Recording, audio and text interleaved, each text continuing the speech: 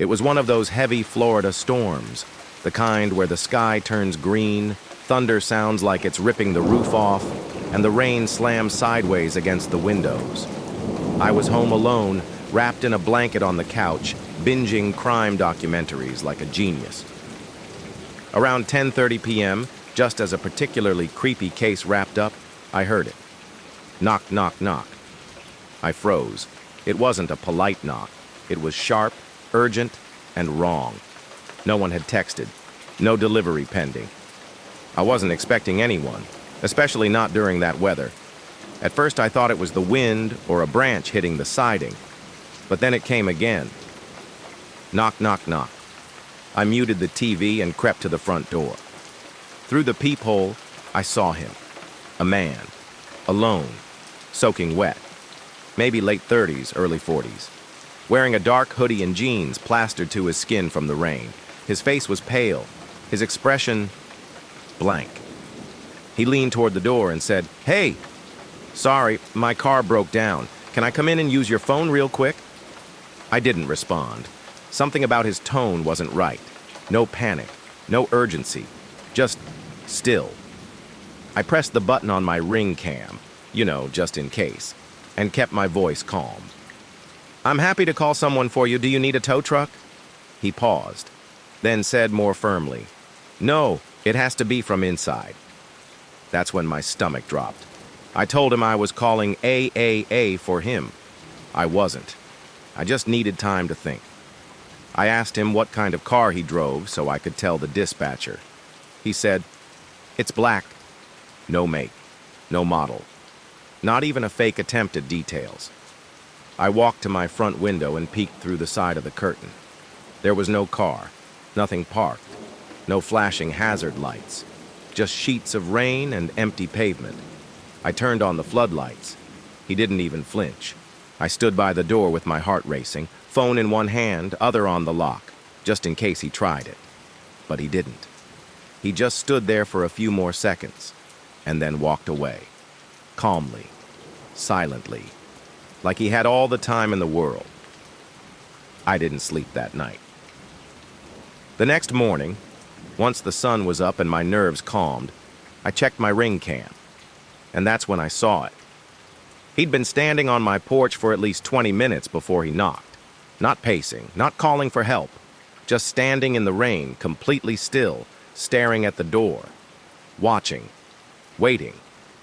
I called the police and gave them the footage. They couldn't identify him, but said others in nearby neighborhoods had reported something similar. Needless to say, I upgraded my locks, installed motion lights, and now keep my phone charged at all times. But I'll never forget what he said. It has to be from inside. Because that night, I realized he wasn't looking for help. He was looking for someone to let him in.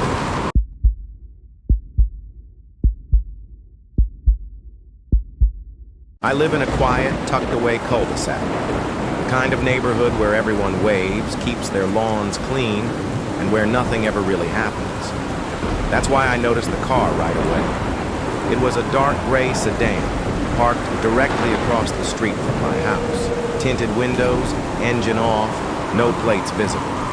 I first saw it on a Tuesday morning when I opened the blinds. At first I figured it was someone visiting a neighbor, but by nightfall, it hadn't moved. The next morning, it was still there. No one got in or out. It was just there, parked, quiet, and facing my house. It started to get under my skin. I mentioned it in our neighborhood group chat, but no one else seemed to notice or care. That night, around 11 p.m., I got up to grab a glass of water. The street was dark, empty, except for that car, still parked, still pointing its nose directly at my front door. I stared at it from my kitchen window for a minute. That's when I realized something. The car wasn't fogged up. No dew. No condensation on the windshield. Like someone was running heat inside. Like someone was sitting in it, watching. I did something dumb. I grabbed my phone, walked up to the window, and raised the camera to take a photo.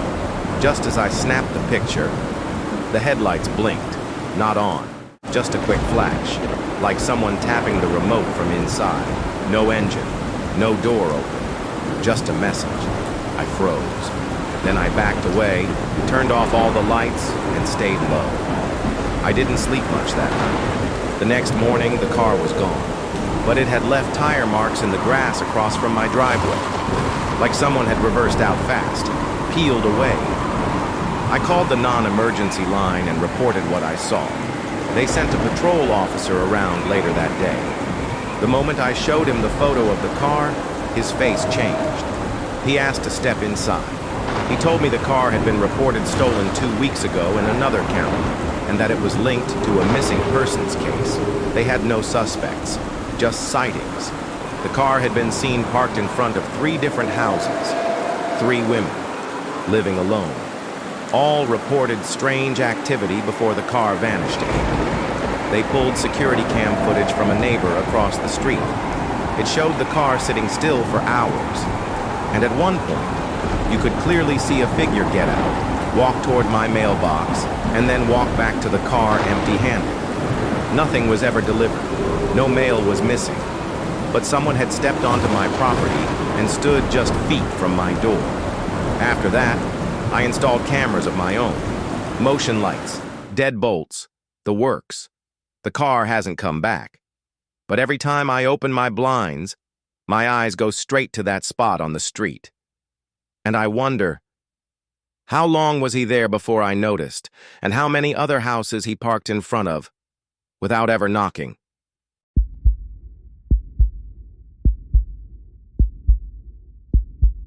I've always been a little obsessive about locking my doors at night. It's part of my routine. Brush my teeth, check the front, check the back, turn off the lights. Nothing fancy, just habit. That's why what happened last Thursday has me questioning everything. I was home alone. My partner was out of town for work, and I actually kind of enjoy those nights.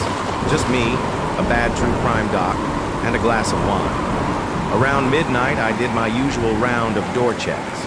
Front door, locked. Back sliding door, definitely locked.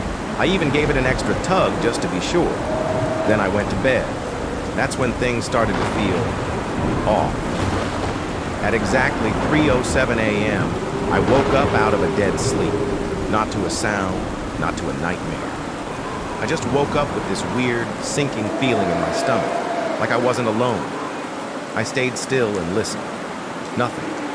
No wind, no creaking, no footsteps. But the silence was wrong, too thick. I got up, tiptoed down the hall, and peered into the kitchen, and that's when I saw it. The back door was open, not just unlocked, open, a few inches. Enough for someone to slip in, enough for someone to still be inside. I froze. My first instinct was to run and slam it shut, but something made me stop. I looked down. Muddy footprints, faint but visible, coming in and going out. Whoever it was had already been inside, and they were quiet, too quiet. I backed away, grabbed my phone, and locked myself in the bathroom. I called 911 and whispered what I'd seen. The dispatcher was calm, stayed on the line, and told me help was already on the way. I remember glancing at the time, 3:11 a.m. It felt like hours passed before I heard the knock at the front door. Police. They cleared the house. No one inside, no signs of forced entry. But they found something I hadn't seen. On the kitchen counter, right next to my phone charger, was a small, sticky note, written in red ink. You're not as alone as you think. I hadn't written it, and I live alone. There were no fingerprints, no prints on the note, not even on the sliding door handle. They said it was probably someone testing houses, seeing who was awake, who was careful, who wasn't. They never caught the person, but the officers stayed with me while I had a security system installed. Cameras, motion lights, a full alarm setting. And now when I do my door check at night, I don't just check for locks. I check for signs, notes, smudges, anything that says someone was here. Because now I know. It's not just about locking the door. It's about who's already made it inside.